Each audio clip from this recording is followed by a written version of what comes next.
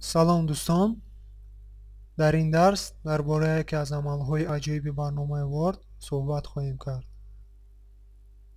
ҳоло бошад ин амалро дида мебароем. шакли матни зеринро иваз мекунем. ранги онро ба сабз, шрифташро бошад ба Times New Roman ва андозаашро андозаи 22 мекунем.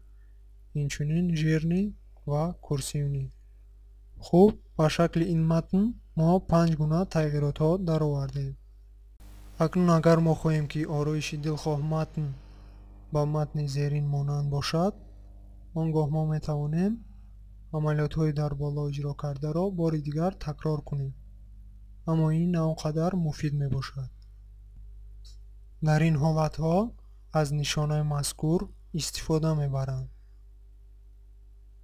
барои ин матни ороишдодашударо ҷудо мекунем ва нишонаи мазкурро пахш мекунем. сипас матни заруриро ёфта, онро низ ҷудо мекунем ва он шаклашро иваз мекунад. яъне мо 5 тағйироте ки дар ин ҷо дароварда будем, мо онро дар ин ҷо дар як бор иҷро намудем ва ин хеле фоиданок мебошад. боз як мисоли дигарро дида мебароем.